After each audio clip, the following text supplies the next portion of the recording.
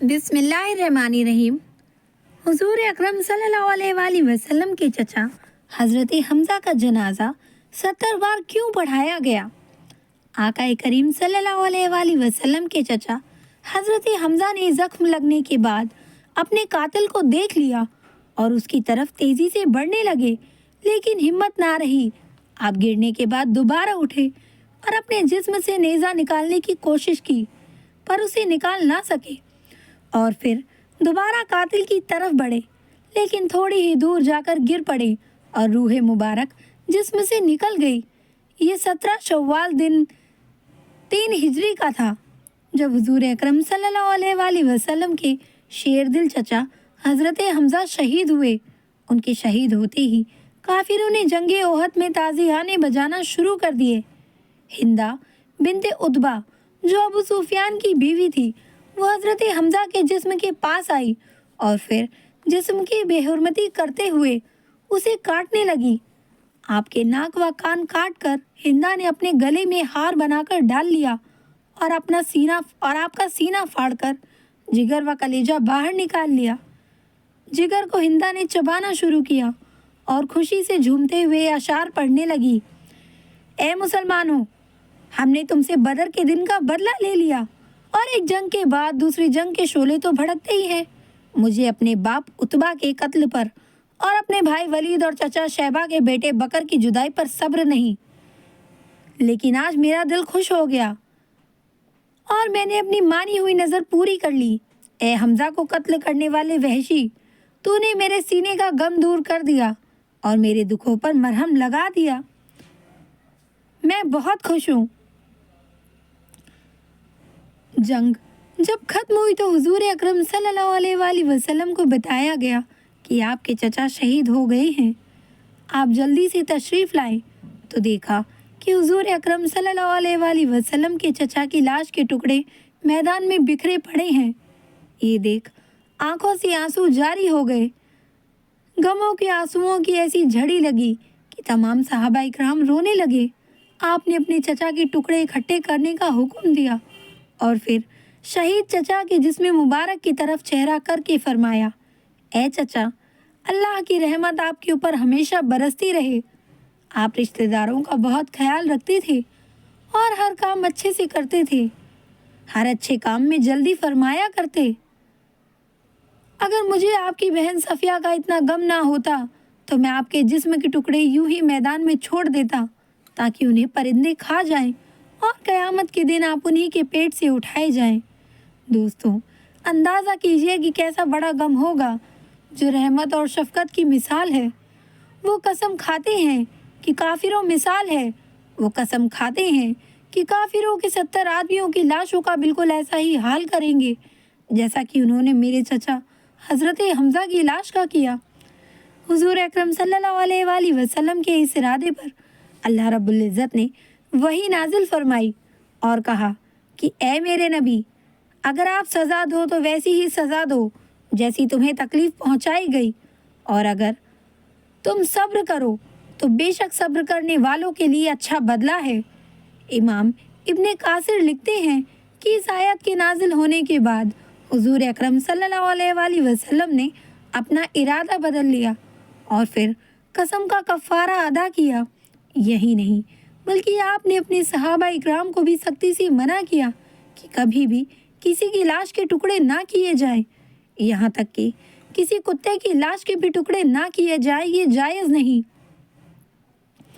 حضور اکرم صلی اللہ علیہ وآلہ وسلم کا دل بہت ہی زیادہ غمگین تھا۔ اس موقع پر اللہ رب العزت نے آپ کی ہمت اور حوصلہ بڑھایا اور پھر حضور اکرم صلی اللہ علیہ وآلہ وسلم نے فرمایا کہ مجھے ابھی جبریل نے آ کر خوشخبری دی کہ میرے چچا حضرت حمزہ کو 7ویں آسمان پر جنت الفردوس میں اللہ اور اس کے رسول کا شعر لکھ دیا گیا ہے۔ حضرت حمزہ کی بہن حضرت صفیہ نے جب جنگ کی خبر سنی تو وہ مدینہ سے جنگ احد کے مقام کی طرف روانہ ہوئی، تو حضور اکرم صلی اللہ علیہ وآلہ وسلم نے حضرت صفیہ کے بیٹے حضرت زبیر کو لکھا کہ میری پھوپھی صفیہ کو جنگ کے میدان سے دور ہی رکھو اور ان کو مدینہ واپس لے جاؤ، کیونکہ اگر وہ اپنے بھائی حضرت حمزہ کی لاش کو دیکھیں گی تو وہ یہ دکھ برداشت نہ کر پائیں گی۔ جب ان کے بیٹے نے اپنی ماں سے جا کر یہ سب کچھ کہا تو حضرت صفیہ نے جواب دیا کہ اے زبیر، حضور سے کہہ دو کہ میں بھائی کے شہید ہونے کی خبر سن چکی ہوں۔ میں جانتی ہوں کہ اللہ کے یہاں یہ قربانی بہت ہی مقبول ہے۔ میں جاہلیت کے طور طریقوں کو خوب جانتی ہوں۔ میں مشرکین کی طرح نوحہ نہیں کروں گی۔ یہ سن کر حضور اکرم صلی اللہ علیہ وآلہ وسلم نے ان کو جنگ احد کے میدان میں آنے کی اجازت دی۔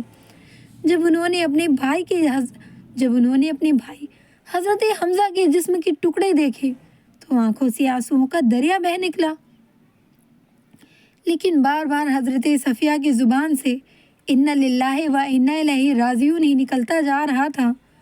اس کے بعد حضرت صفیہ نے اپنے دونوں ہاتھوں کو اٹھاتے ہوئے دعا کی، اے اللہ، یہ قربانی تیری راہ پر دی گئی ہے، تو ہی اس کو قبول فرمانے والا ہے۔ اس کے بعد حضور نے اپنی پھوپھی کو حکم دیا کہ اے پھوپھی جان، آپ مدینے میں ہی واپس چلی جائیں۔ تو حضرت صفیہ مدینے واپس آ گئیں۔ اس کے بعد حضرت حمزہ کے جسم کے ٹکڑوں کو اکٹھا کر کے کفن پہنا کر جنازے کے لیے رکھ دیا گیا۔ حضرت صفیہ نے اپنے بیٹے زبیر کو میدان احد سے جاتے ہوئے 2 چادریں دی اور فرمایا کہ اپنے ماموں حضرت حمزہ کے جسم کو اس میں ڈھانپ دینا۔ حضرت زبیر رضی اللہ تعالیٰ عنہ نے دیکھا کہ ایک انصاری صحابہ شہید ہو گئے تھے اور ان کے جسم پر لباس نہ تھا، تو انہوں نے ایک چادر سے اپنے ماموں کو کفن دیا اور دوسری چادر سے اس انصاری صحابہ کو کفن دیا۔ جب جنازہ پڑھایا گیا تو اس کے متعلق یہ 2 طرح کی روایتیں ہیں۔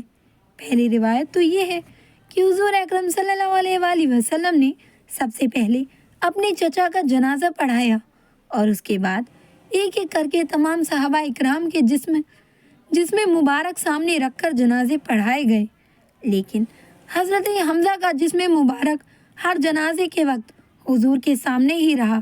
اب کیونکہ حضرت حمزہ کو ملا کر کل 70 شہید صحابہ ہوئے تھے،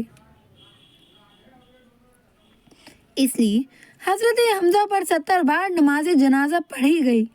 دوسری روایت ابن ماجہ کی حدیث نمبر 1502 میں ہے کہ جنگ احد کے روز شہیدوں کو حضور کے پاس لایا گیا۔ آپ نے 10 شہداء پر نماز جنازہ پڑھانا شروع کیا اور حضرت حمزہ کا جسم وہی رکھا تھا، اس کو نہ اٹھایا جاتا اور باقی شہداء اٹھا لیے جاتے۔ حضرت حمزہ کی میت پر 70 بار جنازہ پڑھا گیا۔ اس کے پہلے اور بعد میں کبھی بھی حضور نے ایک ہی جگہ کسی بھی شخص کا 2 بار بھی جنازہ نہ پڑھایا۔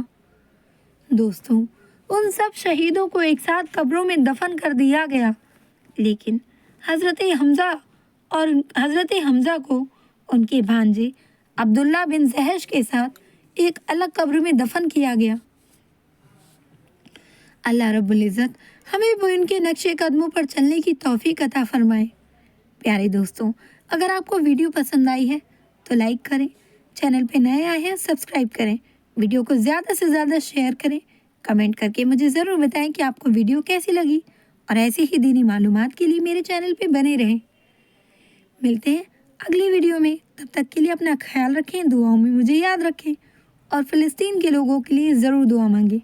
السلام علیکم ورحمۃ اللہ وبرکاتہ۔